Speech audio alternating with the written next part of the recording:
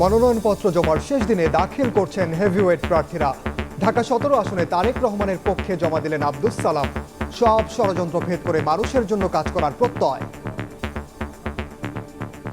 সকল ষড়যন্ত্রকে ভেদ করে আমরা বিশ্বাস করি যে একমাত্র বাংলাদেশ জাতীয়তাবাদী দল আছে যারা এই দেশের সকল জনগণের পক্ষে কথা বলবে। জনগণের ভালোবাসায় যদি আমরা নির্বাচিত হতে পারি, আর্থসামাজিক ব্যবস্থাকে উন্নত করা, মানুষের কর্মসংস্থান সৃষ্টি করা, এই বিষয়গুলোকে আমরা সবচেয়ে গুরুত্ব আরোপ করব। 10 দলের আসন বন্টনের চূড়ান্ত সিদ্ধান্ত শিগগিরই। নির্বাচনে আইন শৃঙ্খলা পরিস্থিতি নিয়ে শঙ্কা জামায়াতের। আমরা এ পর্যন্ত যা পেয়েছি, জনগণ এখনো তাদের সেই ঈপ্সিত লক্ষ্য পৌঁছতে পারে নাই। আইন শৃঙ্খলা পরিস্থিতি যদি সরকার এবং ইলেকশন কমিশন এখন নিয়ন্ত্রণে আনতে না পারে, এই নির্বাচন জনগণের প্রত্যাশিত যে ফ্রি, ফেয়ার, ক্রেডিবল সেটা হবে কিনা আমরা এখনো শঙ্কিত। দেখছিলেন প্রধান শিরোনাম। দুপুরের সময় সঙ্গে আছে আমি ওমর ইনাম। এবার অন্যান্য শীর্ষ সংবাদ। যুগপৎ আন্দোলনের শরিকদের নিয়ে ভোটের লড়াইয়ে বিএনপি 16টি আসনে সমঝোতা। এনসিপি সহ 10 দলকে সঙ্গে নিয়ে নির্বাচনী দৌড়ে জামাত। 100 আসন ছাড়ের গুঞ্জন। নির্বাচন সুষ্ঠু ও শান্তিপূর্ণ করতে আইন শৃঙ্খলা বাহিনীকে প্রস্তুত থাকার আহ্বান স্বরাষ্ট্র উপদেষ্টার। সীমান্ত দিয়ে অপরাধীদের পালানো ঠেকাতে কঠোর নজরদারির নির্দেশ। নির্বাচনে কালো টাকা ঠেকাতে টাস্ক ফোর্স গঠন করছে দুদক। দুর্নীতিবাজদের ভোট না দিতে প্রচার চালানোর সিদ্ধান্ত। সব সংস্থার সমন্বিত উদ্যোগ চায় টিআইবি। ময়মনসিংহের গফরগাঁওয়ের রেল লাইনের 20 ফুট অংশ খুলে নিল দুর্বৃত্তরা। অগ্নিবীণা এক্সপ্রেসের ইঞ্জিন সহ 2টি বগি লাইনচ্যুত। ঢাকা ময়মনসিংহ ট্রেন চলাচল বন্ধ। এবং পৌষের হাড় কাঁপানো শীতে জনজীবনে ছন্দপতন। হিম বাতাসের সঙ্গে ঝরছে কুয়াশা। বেড়েছে ছিন্নমূল মানুষের দুর্ভোগ। নদীপথে ফেরি চলাচল ব্যাহত।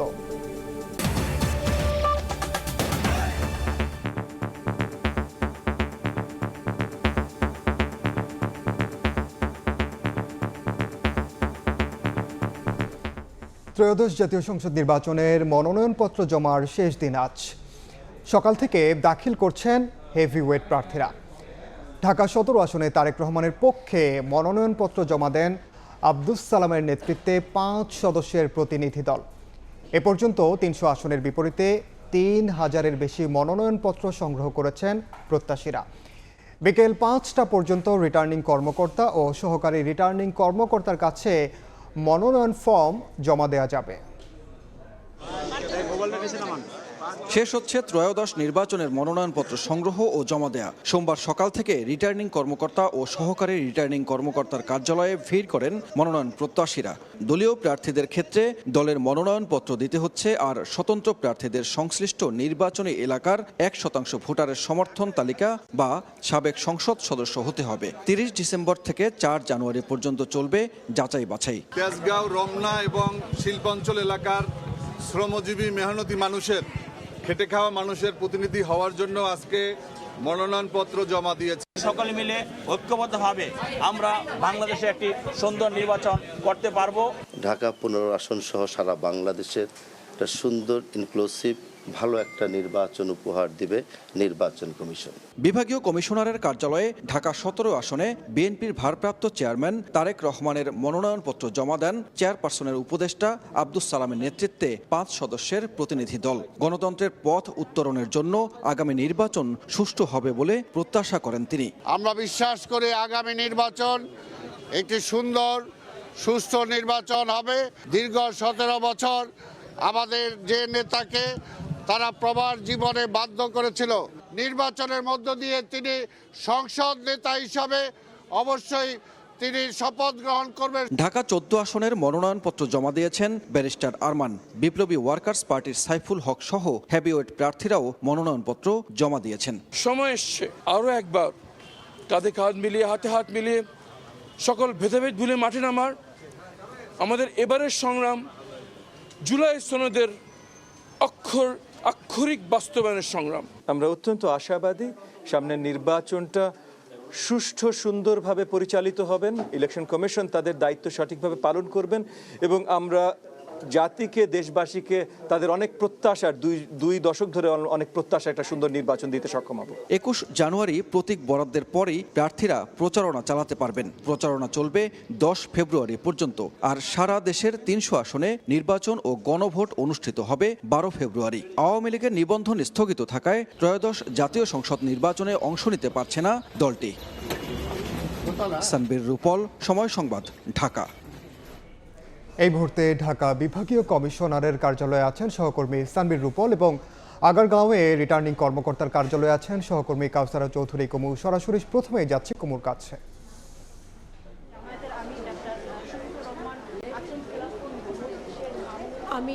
আমি এই মুহূর্তে আছি আগারগাঁও রিটার্নিং অফিসারের কার্যালয়ে, নির্বাচন প্রশিক্ষণ ভবনে। এখানে সকাল থেকেই বলছিলাম যে এখানে 13 এবং 15 আসনের যারা প্রার্থী রয়েছেন তারাই মূলত মনোনয়নপত্র সংগ্রহ এবং জমা দেওয়ার কাজটি করবেন। ইতিমধ্যে এই দুটো আসনের মিলিয়ে দলীয় প্রার্থী এবং স্বতন্ত্র প্রার্থী মিলিয়ে 32 জন প্রার্থী মনোনয়নপত্র তুলেছেন এবং যেহেতু আজকে বিকেল 5টা পর্যন্ত এখনও কেউ চাইলে মনোনয়নপত্র সংগ্রহ করতে পারেন এবং আমরা দেখেছি যে সকালে স্বতন্ত্র 2 জন প্রার্থী মনোনয়নপত্রটি তাদের নিয়েছেন এবং আজকে বিকেল 5টার মধ্যেই মনোনয়নপত্রটি জমা দিতে হবে। ইতিমধ্যে আমরা দেখেছি ঢাকা 15 আসনের প্রার্থী, বিএনপি মনোনীত প্রার্থী, তিনি তার মনোনয়নপত্রটি জমা দিয়ে গেছেন। যে শফিকুল ইসলাম খান মিল্টন তার যে মনোনয়ন ফর্মটি জমা দিয়ে গেছেন এবং আমরা আরও দেখেছি যে ঢাকা 13 আসনের বিএনপি মনোনীত প্রার্থী ববি হাজ্জাজ তিনিও তার মনোনয়নপত্রটি জমা দিয়েছেন। ইসলামী আন্দোলনের প্রার্থী এসেছিলেন। আমরা এই দুটি আসনের মধ্যে যদি দেখি যে ঢাকা 15 আসনে বিএনপি মনোনীত প্রার্থী রয়েছেন শফিকুল ইসলাম মিল্টন এবং তার সাথে যিনি ভোটের মাঠে থাকবেন তিনি মূলত হচ্ছে জামায়াতের আমির ডাক্তার শফিকুর রহমান। এই 2 জনের মধ্যেই মূলত হাড্ডাহাড্ডি হবে ভোটের মাঠে। প্রত্যেকজন প্রার্থী যারা বিশেষ করে মনোনয়নপত্র জমা দিয়ে যাচ্ছেন তারা বলছেন যে লেভেল প্লেইং ফিল্ড যাতে করে নিশ্চিত হয়, সব দলের জন্য যাতে সমান সুযোগ নিশ্চিত হয় এবং আইন শৃঙ্খলা পরিস্থিতি যাতে ভোটের মাঠে যেন উন্নতি হয়, যাতে করে তারা প্রচারণার ক্ষেত্রে কোনো ধরনের বাধার সম্মুখীন না হয় এবং আইন শৃঙ্খলা পরিস্থিতি যাতে করে উন্নতি করে, এদিকে যাতে নির্বাচন কমিশনের সুনজর থাকে এবং যথাযথ দৃষ্টি রাখে যাতে করে প্রার্থীরা নির্বিঘ্নে ভোটের মাঠে তারা ভোটারদের কাছে যেতে পারেন। এটি কমিশনের কাছ থেকে মূলত নিশ্চয়তা চেয়েছেন। আমরা জেনেছি যে কিছুক্ষণের মধ্যে হয়তো জামায়াতের আমির যিনি ডাক্তার শফিকুর রহমানের পক্ষে তার মনোনয়নপত্রটি কেউ জমা দিয়ে যাবেন। এই চলছে মূলত সকাল থেকেই প্রার্থীরা নিয়ে আসছেন। এই মুহূর্তে আমাদের আরেকজন সহকর্মী রয়েছেন সেগুনবাগিচার রিটার্নিং অফিসারের কার্যালয়ে, সানবীর রূপল, আমরা চলে যাচ্ছি তার কাছে। বিভাগীয় কমিশনার কার্যালয়ে সকাল থেকে উৎসবমুখর পরিবেশে মনোনয়নপত্র সংগ্রহ এবং জমা দেওয়ার প্রক্রিয়া চলছে এবং এর মধ্যে হেভিওয়েট প্রার্থীরাও এখানে এসে মনোনয়নপত্র জমা দিয়েছেন, কেউ মনোনয়নপত্র সংগ্রহ করতে আসছেন। তো এখনও পর্যন্ত ঢাকা 17 আসনের জন্য তারেক রহমানের পক্ষ থেকে বিএনপির 5 সদস্যের প্রতিনিধি দল তারা মনোনয়নপত্র 5 সদস্যের প্রতিনিধি দল মনোনয়নপত্র জমা দিয়ে এখন দেখতে পাচ্ছি যে আরও নেতাকর্মীরা তারা ভিড় করছেন। যদিও রিটার্নিং কর্মকর্তার কার্যালয়ে এখানে নিয়ম অনুযায়ী 5 জনের বেশি মনোনয়নপত্র সংগ্রহ এবং জমাদানের জন্য আসতে পারবেন না এবং সেই নিয়মকানুন মেনেই এখন পর্যন্ত সংগ্রহ এবং জমা দেওয়ার প্রক্রিয়া চলছে বলে জানিয়েছেন বিভাগীয় কমিশনার। এবং এখন পর্যন্ত জামাতের হেভিওয়েট কয়েকজন প্রার্থী তারাও মনোনয়নপত্র জমা দিয়েছেন। যদিও এনসিপির এখনও পর্যন্ত আমি কোনো মনোনয়নপত্র জমা দেওয়া বা ক্রয় করার ক্ষেত্রে সংগ্রহ করার জন্য আসতে দেখা যায়নি। জানতে পেরেছি যে নাহিদ ইসলাম সহ এনসিপির যে শীর্ষস্থানীয় যারা নেতা আছেন এবং তারা রিটার্নিং কর্মকর্তার কার্যালয়ে এসে মনোনয়নপত্র সংগ্রহ এবং জমা দেওয়ার দেবেন বিকালের মধ্যে। অন্যদিকে এনসিপি থেকে পদত্যাগ করা তাসলিম যারা তিনিও স্বতন্ত্র প্রার্থী হিসেবে মনোনয়নপত্র সংগ্রহ এবং জমা দেবেন, যদিও এখনও তারা এখানে এসে পৌঁছাননি। আসেনি এবং এরকম একটা উৎসবমুখর পরিবেশের মধ্য থেকেই চলছে মনোনয়নপত্র সংগ্রহ এবং জমা দেওয়ার কাজ। এই মুহূর্তে দেখতে পাচ্ছেন যে বিপ্লবী ওয়ার্কার্স পার্টির সাধারণ সম্পাদক সাইফুল হক তিনি কিছুক্ষণ আগে এসেছিলেন এবং মনোনয়নপত্র জমা দিয়ে তিনি বের হয়েছেন এবং তিনি এখন সকলের সামনে কথা বলবেন যে মনোনয়নপত্র জমা দেওয়ার জন্য যারা এসেছেন সে সমস্ত প্রার্থীরা তারা বলছিলেন যে যাতে এই নির্বাচনের লেভেল প্লেইং ফিল্ডটি তৈরি করা হয় এবং সেজন্যই তারা বারবার আহ্বান জানিয়েছিলেন এবং আইন শৃঙ্খলা পরিস্থিতি যা আছে তাতে নির্বাচন সুষ্ঠু এবং অবাধ করার জন্য তারা বারবার তাগিদ দিচ্ছেন। তো এখন পর্যন্ত বিভাগীয় কমিশনার কার্যালয় থেকে এই ছিল সবশেষ তথ্য। সরাসরি যুক্ত ছিলাম রাজধানীর সেগুনবাগিচা এবং আগারগাঁওয়ে। রাজধানীর মতো সারা দেশে রিটার্নিং কর্মকর্তা কার্যালয়ে চলছে মনোনয়নপত্র দাখিলের ব্যস্ততা। বগুড়া ৭, দিনাজপুর ৩ ও ফেনী ১ আসনে বিকল্প প্রার্থী রেখে বিএনপি চেয়ারপারসন বেগম খালেদা জিয়ার মনোনয়নপত্র জমা দেওয়া হয়। ঠাকুরগাঁও ১ আসনে জয়ের ব্যাপারে আশাবাদী মির্জা ফখরুল ইসলাম আলমগীর। খুলনায় জামাতের সেক্রেটারি জেনারেল মিয়া গোলাম পরোয়ার বলেন, ১০ দলের আসন বন্টনের চূড়ান্ত সিদ্ধান্ত জানানো হবে শিগগিরই। নির্বাচনে নিরাপত্তা নিয়েও শঙ্কা প্রকাশ করেন তিনি। নির্বাচনী ডামাডোলে ব্যস্ত প্রার্থীরা। মনোনয়নপত্র জমা দেওয়ার শেষ দিনে রিটার্নিং কর্মকর্তার কার্যালয়ে ভিড় রাজনৈতিক দলের নেতাকর্মীদের। সোমবার সকাল থেকে জেলায় জেলায় রিটার্নিং কর্মকর্তার কার্যালয়ের সামনে দেখা গেছে এমন চিত্র। নেতাকর্মীদের সঙ্গে নিয়ে মনোনয়নপত্র দাখিল করেন বিভিন্ন রাজনৈতিক দলের প্রার্থীরা। ঠাকুরগাঁও ১ আসনে রিটার্নিং কর্মকর্তার কাছে মনোনয়নপত্র জমা দেন বিএনপির মহাসচিব মির্জা ফখরুল ইসলাম আলমগীর। দেশের মানুষ ভোটাধিকার ফিরে পেয়েছি। যদি আমরা সুযোগ পাই, জনগণের ভালোবাসায় যদি আমরা নির্বাচিত হতে পারি, তাহলে নিশ্চয়ই আমরা এই ঠাকুরগাঁও অঞ্চলের উন্নয়ন, সামাজিক পরিবেশকে উন্নত করা, এখানে শিক্ষা প্রতিষ্ঠানগুলোকে উন্নত করা, এই বিষয়গুলোকে আমরা সবচেয়ে গুরুত্ব আরোপ করব এবং আমাদের কৃষকদের যে সমস্যা, সেই সমস্যার আমরা সমাধান করার চেষ্টা করব। এদিকে বগুড়া ৭, দিনাজপুর ৩ ও ফেনী ১ আসনে বিকল্প প্রার্থী রেখে বিএনপির চেয়ারপারসন খালেদা জিয়ার পক্ষে মনোনয়নপত্র জমা দেন নেতাকর্মীরা। মাঠ পর্যায়ের জরিপ, অসন্তোষ ও রাজনৈতিক সমীকরণ বিবেচনায় এই উদ্যোগ বলে জানান নেতারা। অন্যদিকে খুলনা ৫ আসনে ভোট করতে মনোনয়নপত্র জমা দেন জামাতে ইসলামীর সেক্রেটারি জেনারেল মিয়া গোলাম পরোয়ার। কথা বলেন জোট নিয়ে, জানান নির্বাচনে আইন শৃঙ্খলা পরিস্থিতি নিয়ে শঙ্কার কথাও। আইন শৃঙ্খলা পরিস্থিতি যদি সরকার এবং ইলেকশন কমিশন এখন নিয়ন্ত্রণে আনতে না পারে, এই নির্বাচন জনগণের প্রত্যাশিত যে ফ্রি, ফেয়ার, ক্রেডিবল সেটা হবে কিনা আমরা এখনো শঙ্কিত। রাজশাহী ১ আসনের জন্য মনোনয়নপত্র জমা দিয়ে জামাতের নায়েবে আমির মুজিবুর রহমান আক্ষেপ জানান লেভেল প্লেইং ফিল্ড নিয়ে। এখন পর্যন্ত লেভেল প্লেইং ফিল্ড হয় নাই। আমরা এটা আশা করব প্রধান উপদেষ্টা এখনো সময় আছে লেভেল প্লেইং ফিল্ড তৈরি করার জন্য। এছাড়া নোয়াখালী ১ আসনে বিএনপি মনোনীত প্রার্থী ব্যারিস্টার মাহবুব উদ্দিন খোকন, নোয়াখালী ৪ আসনে মোহাম্মদ শাহজাহান, চট্টগ্রাম ১০ ও চট্টগ্রাম ৬ হেভিওয়েট প্রার্থী সাইদ আল নোমান ও গোলাম আকবর খন্দকার সহ মনোনয়নপত্র জমা দেন আরও ৮ প্রার্থী। ফাহরিয়া ফারজানা, সময় সংবাদ। এই মুহূর্তে খুলনা জেলা প্রশাসকের কার্যালয়ে আছেন সহকর্মী আব্দুল্লাহ আল মামুন রুবেল, ঠাকুরগাঁওয়ে আছেন আব্দুর রশিদ জীবন এবং বরিশালে অপূর্ব অপু।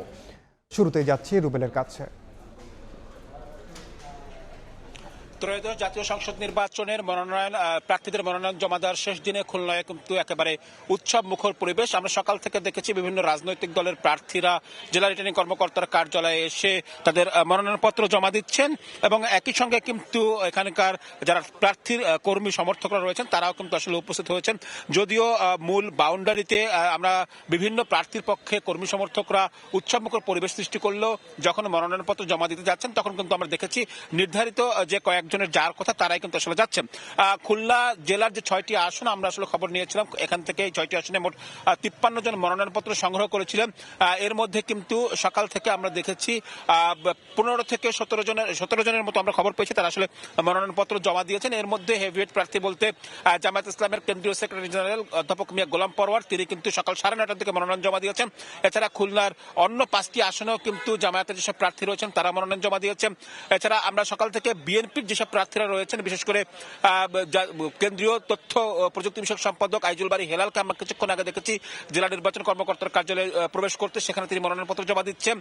এছাড়া কেন্দ্রীয় ছাত্র বিষয়ক সম্পাদক রকিবুল ইসলাম বকুল, তাকেও কিন্তু আমরা দেখেছি যে তিনি মনোনয়ন জমা দিয়েছেন। সবকিছু মিলিয়ে খুলনায় কিন্তু আমরা দেখছি খুলনার দুটি জায়গায় মনোনয়নপত্র জমা দেওয়া হচ্ছে। এর মধ্যে যদি আমরা একটু বলি যে জেলা রিটার্নিং কর্মকর্তার কার্যালয়ে এবং নির্বাচন অফিসেও কিন্তু মনোনয়নপত্র জমা দেওয়া হচ্ছে। আমরা ছবিতে দেখছি যে আজিজুল বারী হেলাল, যিনি কেন্দ্রীয় ছাত্র বিষয়ক সম্পাদক, তিনি কিন্তু আসলে এই মাত্র মনোনয়ন জমা দিয়ে আসলে যে জেলা রিটার্নিং কর্মকর্তা কার্যালয় থেকে আসলে নেমে আসছেন এবং সেখানে কিন্তু আমরা দেখছি যে সেখান থেকে তার কর্মী সমর্থকরাও তাকে কিন্তু আসলে স্বাগত জানাচ্ছেন। তো এই ছিল খুলনা থেকে আমার কাছে মনোনয়নপত্র জমা দেওয়ার সবশেষ খবর। আমরা একটু ঠাকুরগাঁয়ে যাব, সেখানকার নির্বাচনে মনোনয়ন জমা দেওয়ার খবর আমাদের জানাবেন সহকর্মী আব্দুর রশিদ জীবন। ঠাকুরগাঁয় মনোনয়নপত্র জমা দেওয়ার শেষের দিনে কিন্তু আমরা দেখছি যে ব্যাপক উৎসাহ উদ্দীপনা নিয়ে যারা প্রার্থী রয়েছেন তারা কিন্তু মনোনয়নপত্র জমা দিচ্ছেন এবং সকাল থেকে এখন পর্যন্ত কিন্তু অনেক প্রার্থী কিন্তু মনোনয়নপত্র জমা দিয়েছেন এবং বলা চলে ঠাকুরগাঁয়ের 3টি আসন রয়েছে। এই 3টি আসনের মধ্যে ঠাকুরগাঁ 3 জন মনোনয়নপত্র তুলেছিলেন। তার মধ্যে একজন হলেন বিএনপি মহাসচিব মির্জা ফখরুল ইসলাম আলমগীর। তিনি কিন্তু বেলা 11:50 রিটার্নিং কর্মকর্তার কার্যালয়ে আসেন এবং এসে কিন্তু তিনি তার মনোনয়নপত্র যেটি রয়েছে সেটি কিন্তু তিনি জমা দেন। এরপরেই কিন্তু ঠাকুরগাঁ মনোনয়নপত্র জমা দেন জামাতের কেন্দ্রীয় নেতা এবং জামাতের পক্ষ থেকে দেলোয়ার হোসেন, তিনি কিন্তু আসলে ঠাকুরগাঁও 1 থেকে নির্বাচন করছেন এবং মির্জা ফখরুল ইসলাম আলমগীর এই মনোনয়নপত্র জমা দেওয়ার পরেই তিনি কিন্তু বলেছেন যেটি যে আসলে তিনি দেশবাসীর কাছে দোয়া চেয়েছেন এবং একই সাথে এই নির্বাচনে বিএনপি জয়লাভ করলে মানুষের আর্থসামাজিক উন্নয়ন, কর্মসংস্থান এবং শিক্ষার উন্নয়ন নিয়ে তিনি কাজ করার অঙ্গীকার দিয়েছেন এবং জামাতের যিনি প্রার্থী রয়েছেন দেলোয়ার হোসেন, তিনি কিন্তু বলছেন যে এই নির্বাচনে যদি লেভেল প্লেইং ফিল্ড সেটি যদি নিশ্চিত করা যায়, যদি নিরপেক্ষ নির্বাচন করা যায়, তিনিও কিন্তু জয়ের ব্যাপারে আশা প্রকাশ করেছেন এবং ঠাকুরগাঁয়ের যে 3টি আসন রয়েছে 3টি আসনে আমরা যেটি জেনেছি এখন পর্যন্ত 24 জন মনোনয়নপত্র তুলেছেন এবং এখন পর্যন্ত বলা চলে যে 13 থেকে 14 জন আসলে মনোনয়নপত্র জমা দিয়েছেন। যেহেতু এখনো সময় আছে, প্রার্থীরা আসছেন, কেউ জেলা প্রশাসনে যেটি রয়েছে জেলা রিটার্নিং কর্মকর্তা তার কাছে জমা দিচ্ছেন, কেউ উপজেলা পর্যায়ে জমা দিচ্ছেন এবং এই যে সারাদিনের এই মনোনয়নপত্রকে জমাদানকে ঘিরেই কিন্তু আমরা দেখেছি যে প্রার্থী সহ প্রার্থী যারা সমর্থক নেতাকর্মী তাদের মধ্যে কিন্তু ব্যাপক উৎসাহ উদ্দীপনা ছিল। যদিও সেই উৎসাহ এবং উদ্দীপনা সেটি রিটার্নিং কর্মকর্তার কার্যালয়ের বাইরে তারা রেখেছিলেন এবং আচরণবিধি মেনেই তারা কিন্তু শুধুমাত্র 4 থেকে 5 জনকে নিয়ে এসে রিটার্নিং কর্মকর্তার কার্যালয়ে তারা কিন্তু আসলে এই মনোনয়নপত্র জমা দিয়েছেন এবং বলা চলে সব মিলিয়ে ঠাকুরগাঁয়ে কিন্তু মনোনয়নপত্র জমা দেওয়াকে কেন্দ্রে কিন্তু একেবারে উৎসবমুখর পরিবেশ তৈরি হয়েছে। তো এখন পর্যন্ত এই ছিল ঠাকুরগাঁ থেকে সবশেষ। বরিশালে আছেন আমাদের সহকর্মী অপূর্ব অপু, যাচ্ছে তার কাছে। দেখুন, ঠাকুরগাঁও কিংবা খুলনার মতোই বরিশালের চিত্র একই। এখানে আজকে সকাল থেকে মনোনয়নপত্র জমা দিয়েছেন বিভিন্ন রাজনৈতিক দলের নেতারা। 13শ জাতীয় সংসদ নির্বাচনকে ঘিরে একটা উৎসবমুখর পরিবেশ রয়েছে বরিশালের 6টি আসনই এবং আমরা এই মুহূর্তে রয়েছে বরিশালের জেলা রিটার্নিং কর্মকর্তা কার্যালয় অর্থাৎ জেলা প্রশাসকের কার্যালয় ঠিক সামনের চত্বর। এতক্ষণ এই জায়গাটিতে উপচে পড়া ভিড় ছিল বিভিন্ন রাজনৈতিক দলের নেতাকর্মীদের। কার্যত এই মুহূর্তে তুলনামূলক ভিড় কম, নেতাকর্মীরা চলে যাচ্ছে।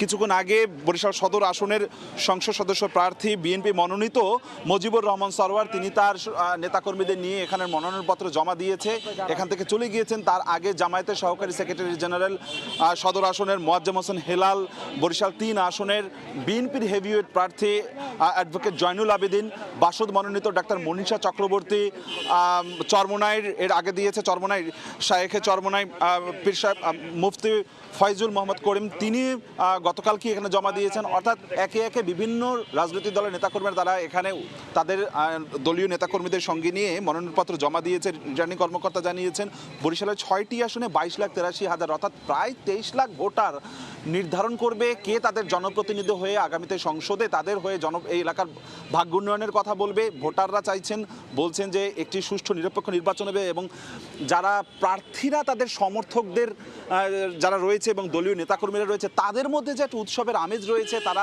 স্লোগানে মুখর করছে গোটা শহর জুড়েই। এখন দেখছি যে তাদের ভিতরে একটা আলাদা উৎসবের রং, নির্বাচনী যে আমেজ সেটি তারা নিয়ে আসার কথা বলছেন এবং বিএনপির প্রার্থীদের বাইরেও এখানে বরিশাল শহরে বরিশাল সদর আসনে হেভিওয়েট জামায়াতের আরেক প্রার্থী রয়েছে মোয়াজ্জেম হোসেন হেলাল এবং ইসলামী আন্দোলন বাংলাদেশের মুফতি মোহাম্মদ ফয়জুল করিম। সবাই বলছে যে হাড্ডাহাড্ডি লড়াই হবে। সেই ক্ষেত্রে এই মুহূর্তে জেলা প্রশাসকের কার্যালয়ে প্রার্থীদের নেতাকর্মী যারা দলীয় সমর্থক নেতাকর্মীরা রয়েছে তারা অবস্থান করছে। মূলত যারা হেভিওয়েট নেতাকর্মী রয়েছে তারা অধিকাংশই এরই মধ্যে তারা তাদের মনোনয়নপত্র জমা দিয়েছেন। 58টি ফর্ম এখান থেকে সংগ্রহ করা হয়েছিল। আজকে সন্ধ্যায় আনুষ্ঠানিকভাবে সংবাদ সম্মেলনের মাধ্যমে জানানো হবে শেষ পর্যন্ত কতজন মনোনয়নপত্র জমা দিয়েছেন এই রিটার্নিং কর্মকর্তা কার্যালয়ে। আমার কাছে দুপুর 2টা পর্যন্ত আপাতত রিটার্নিং কর্মকর্তা কার্যালয় থেকে সবশেষ এতটুকুই খবর ছিল। সরাসরি যুক্ত ছিলাম খুলনা, ঠাকুরগাঁও এবং বরিশালে। আসছে নির্বাচনে পরস্পরের বিরুদ্ধে জোটবদ্ধ লড়াইয়ে নামছে বিএনপি ও জামাত। জামাতের জোটে থাকছে গণ অভ্যুত্থান থেকে জন্ম নেওয়া তরুণদের সংগঠন এনসিপি সহ 10 রাজনৈতিক দল। গুঞ্জন রয়েছে শখানেক আসনে শরিকদের ছাড় দিতে পারে জামাত। অন্যদিকে নির্বাচনী লড়াইয়েও যুগপৎ আন্দোলনের শরিকদের সঙ্গে করছে বিএনপি। এখন পর্যন্ত 16টি আসনে শরিকদের প্রার্থী করেছে দলটি। নাজমুস সালেহীর রিপোর্ট।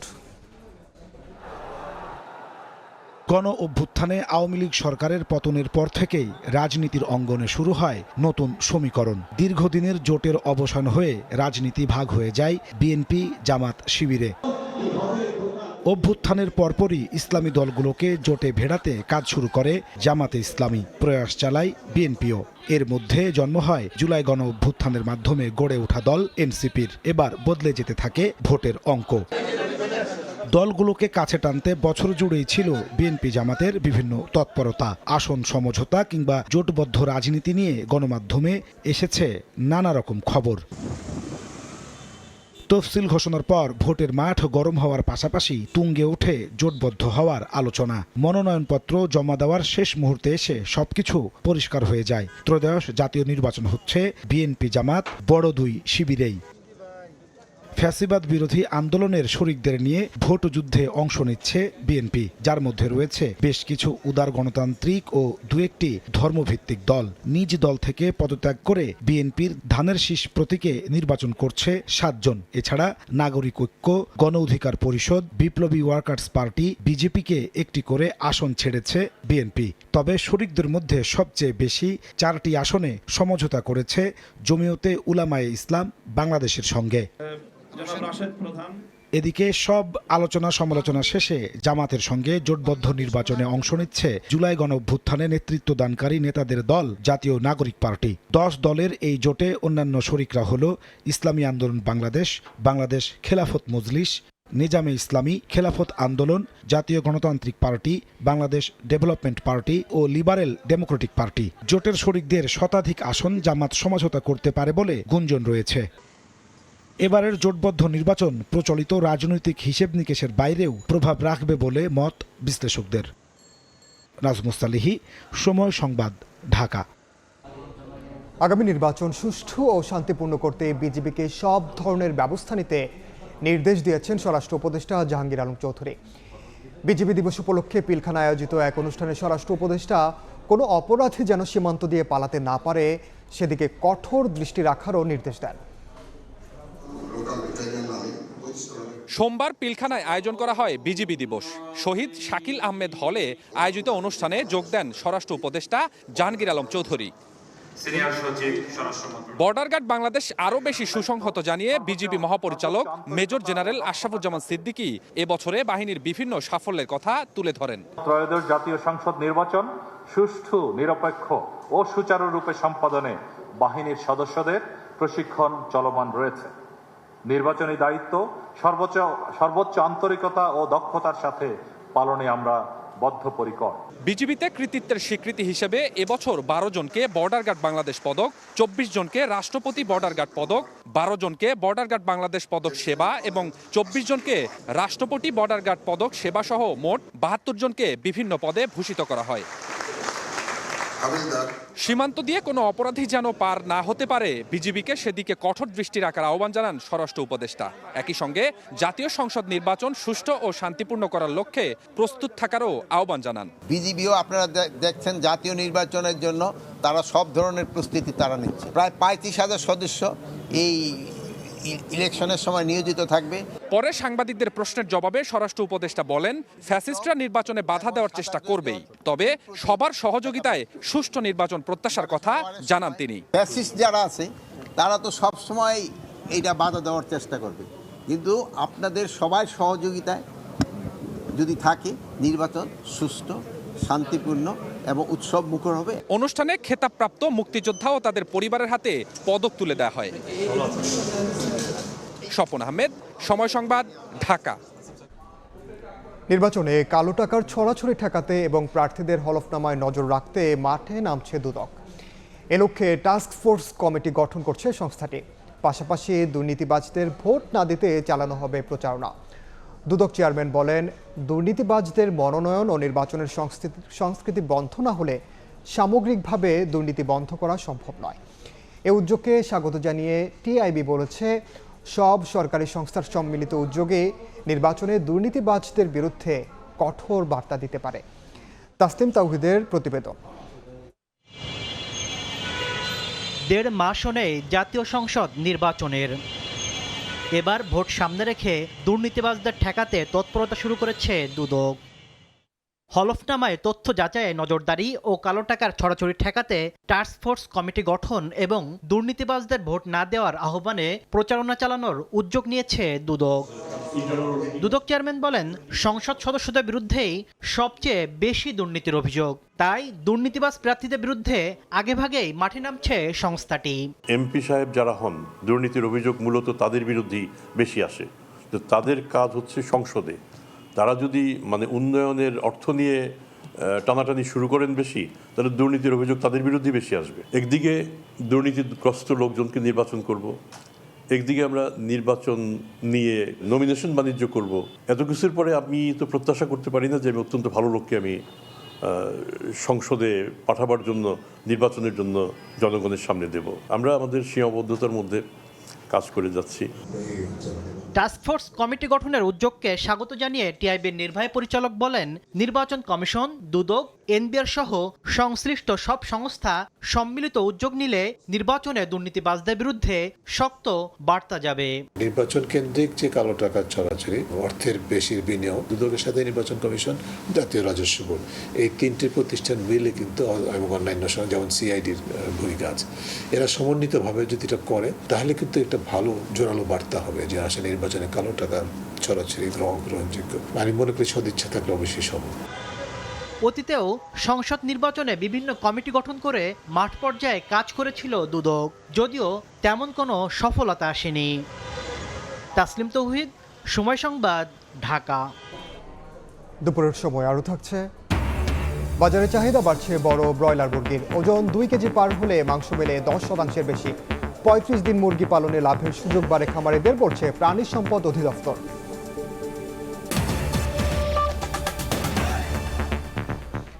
ময়মনসিংহের রেলপথের 20 ফুট অংশ খুলে ফেলেছে দুর্বৃত্তরা।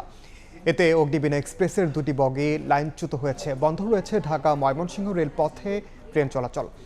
তবে এতে কোনো হতাহতের খবর পাওয়া যায়নি। ঘটনা তদন্তে 5 সদস্যের কমিটি গঠন করা হয়েছে।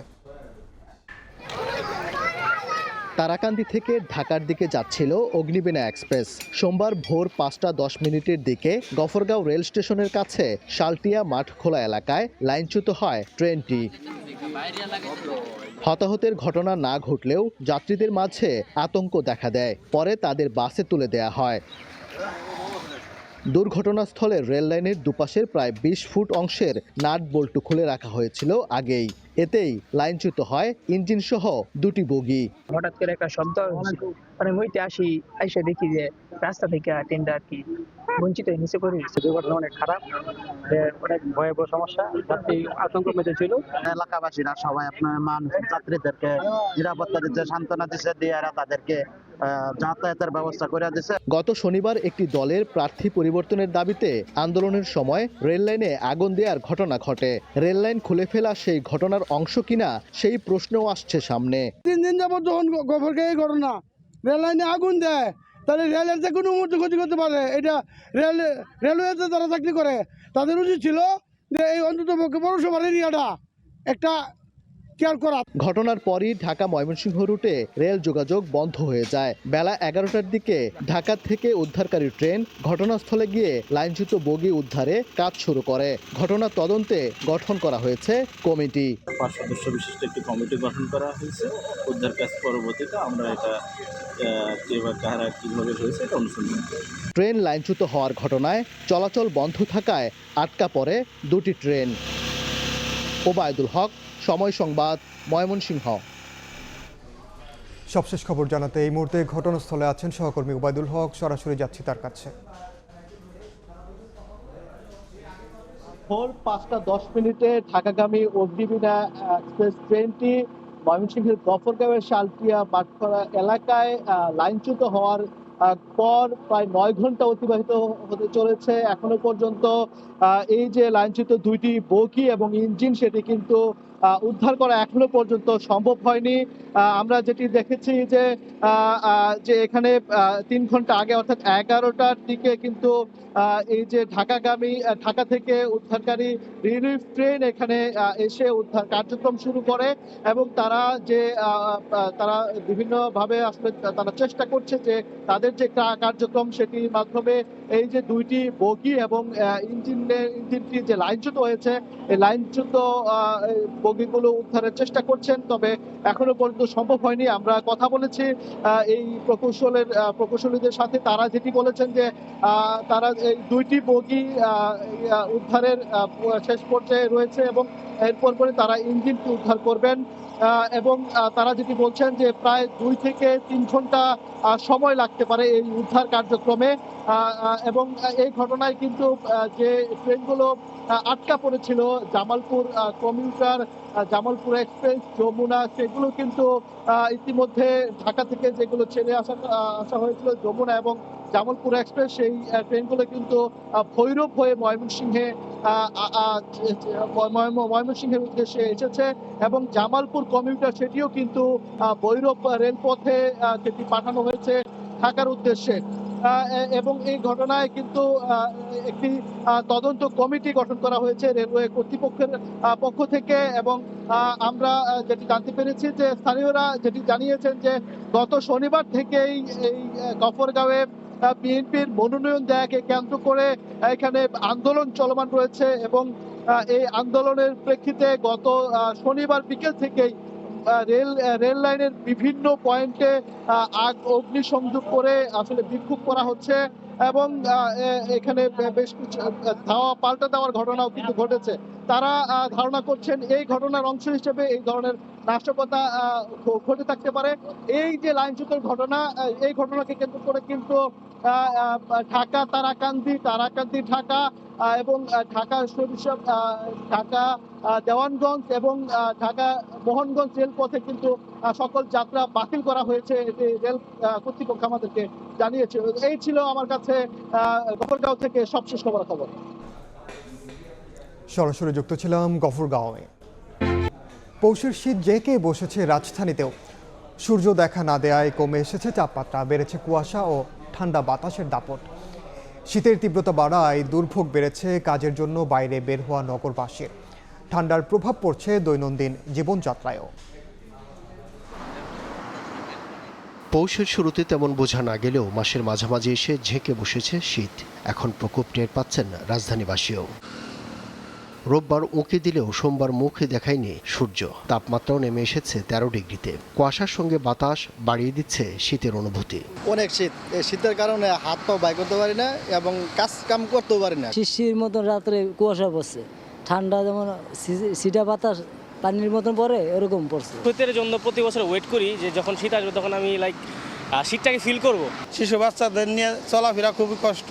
কাজে বেরোনোর নগরবাসীর চ্যালেঞ্জ বাড়িয়েছে শীত। সামনে এসেছে গরম কাপড়ের অপর্যাপ্ততায় নিম্ন আয়ের মানুষের কষ্ট। বিভিন্ন জায়গায় দেখা গেছে আগুন জ্বালিয়ে উত্তাপ নেওয়ার চেষ্টা। গেছে বছরে এত ঠান্ডা পড়ে নেই, জ্যাকেট ছাড়াই আমরা ঘুরছি, এবার জ্যাকেট লাগানোর পরেও এত ঠান্ডা পড়তেছে, পুরা হিমশিম খাইয়া যাইতেছি। আগুন না জ্বালায়ও আমরা পাইতেছি না। ঠান্ডা নাই, আবহাওয়া খারাপ, শীত খারাপ, সেই জন্য রাইড করা তো পসিবলই হচ্ছে না আর কি। তারপরও জীবনে তাগিদ আসলে চালাতে হচ্ছে আর কি। সরকারের উদ্যোগে যদি গরিবদের একটু গরম কাপড় টাপড় দেয়, রাস্তাঘাটে অনেক গরিব লোক, অসহায় মানুষ, তারা গরম কাপড় নাই, তাদের কষ্ট পাচ্ছে। সেটা সরকারিভাবে দেখা উচিত আমি মনে করি। আবহাওয়া অফিস বলছে শীতের তীব্রতা থাকবে আরও কয়েকদিন। বর্তমান পরিস্থিতিকে স্বাভাবিক বলছে সংস্থাটি। মূলত এই কুয়াশার জন্য শীতের তীব্রতাটা সারা দেশে এত বেশি মনে হচ্ছে। এখন পর্যন্ত যে অবস্থা দেখা যাচ্ছে হয়তো আগামী আরও 2-3 থেকে 4 দিন এরকম অবস্থা বিরাজ করতে পারে। আবহাওয়া অফিস জানিয়েছে জানুয়ারিতে বাড়বে শীত, আসতে পারে বেশ কয়েকটি শৈত্যপ্রবাহ। আব্দুল্লাহ শাফি, সময় সংবাদ, ঢাকা। দুপুরের সময় আরও থাকছে, রাশিয়া ইউক্রেন শান্তি চুক্তি চূড়ান্ত পর্যায়ে, জেলেনস্কির সঙ্গে বৈঠকের পর জানালেন ট্রাম্প। পুতিনের সঙ্গে ফোন আলাপ ফলপ্রসূ দাবি মার্কিন প্রেসিডেন্টের।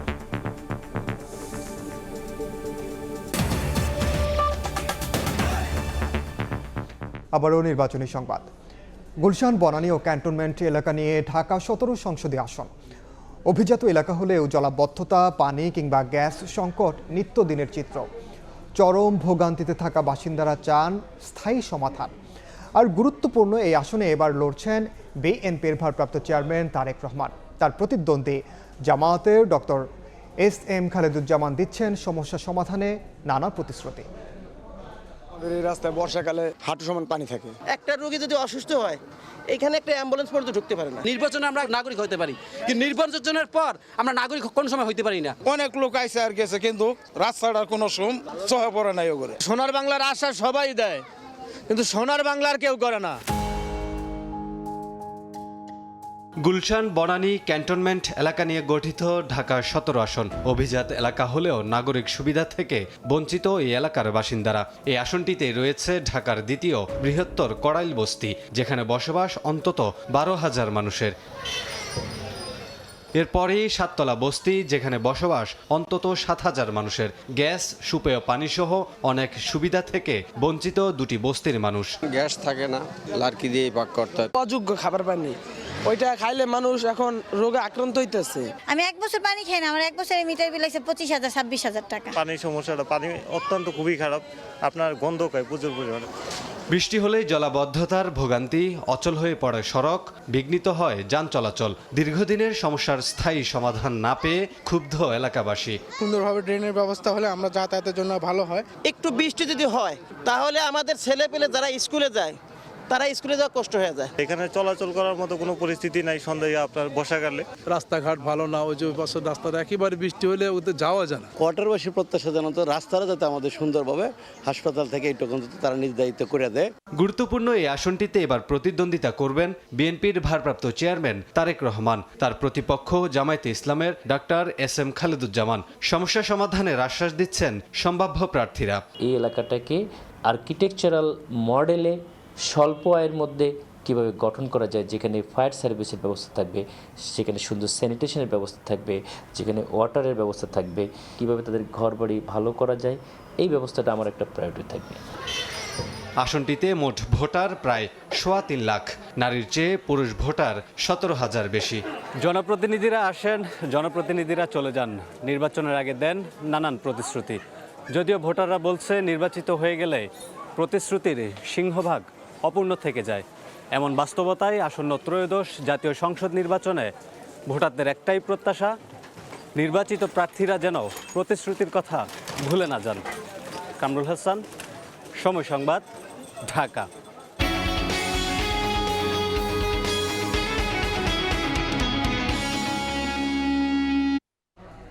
বাজারে দিন দিন বড় ব্রয়লার মুরগির চাহিদা বাড়ছে। ওজন 2 কেজির বেশি হলে মাংস 10% বেশির পাশাপাশি খামারিদেরও লাভের সুযোগ বাড়ে, এমন দাবি পোলট্রি খাতের শীর্ষ সংগঠন বিপিআইসিসির। এ অবস্থায় অন্তত 35 দিন পর্যন্ত ব্রয়লার পালন করার পরামর্শ প্রাণী সম্পদ অধিদপ্তরের। কামরুল হাসান সবুজের প্রতিবেদন।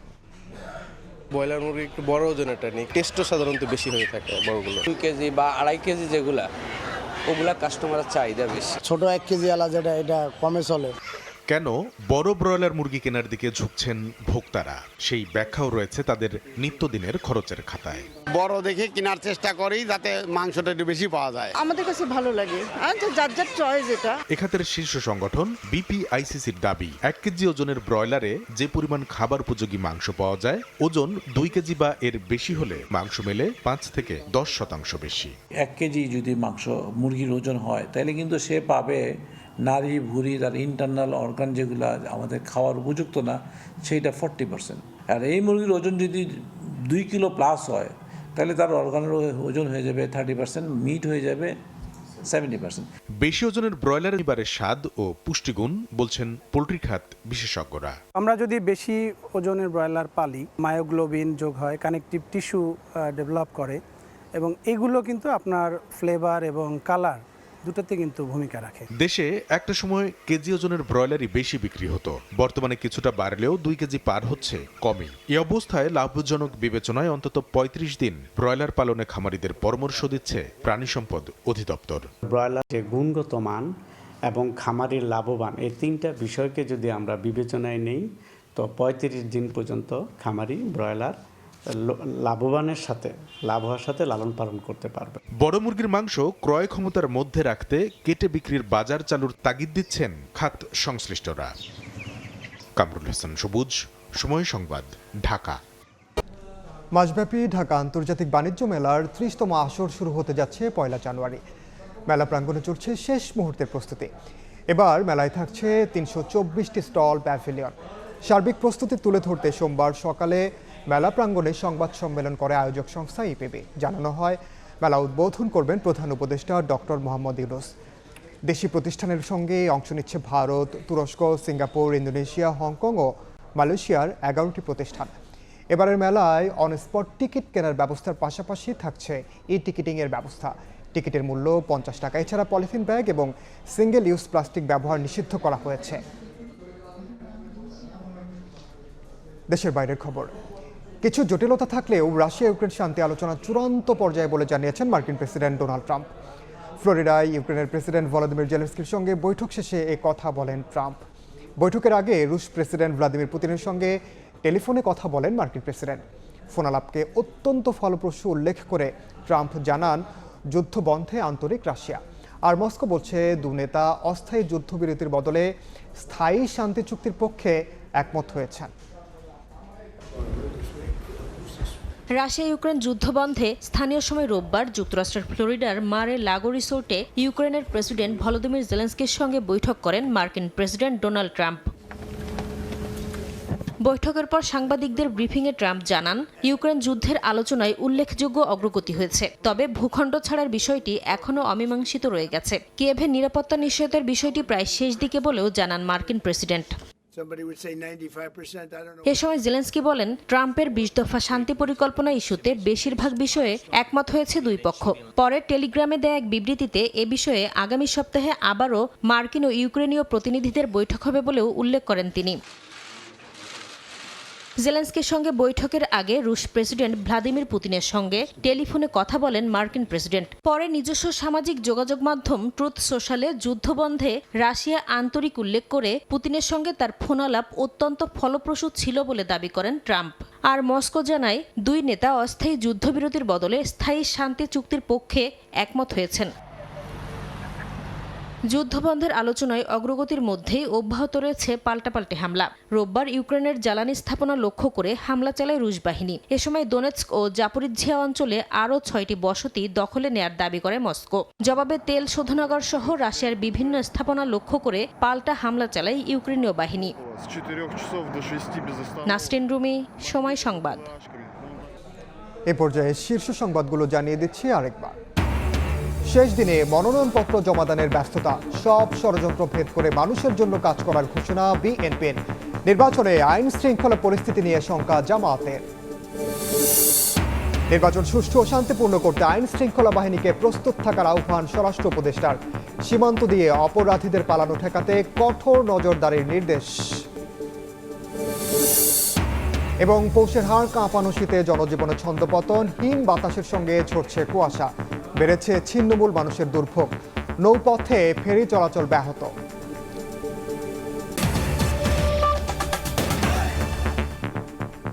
এ ছিল দুপুরের সময়। এরপর বিকেল 3টার সময় সংবাদ নিয়ে সঙ্গে থাকবেন সহকর্মী রাইসা জান্নাত। ধন্যবাদ ইনান। বিকাল 3টার সময় সংবাদ নিয়ে আসছি কিছুক্ষণ পর, সঙ্গেই থাকুন সময়ের।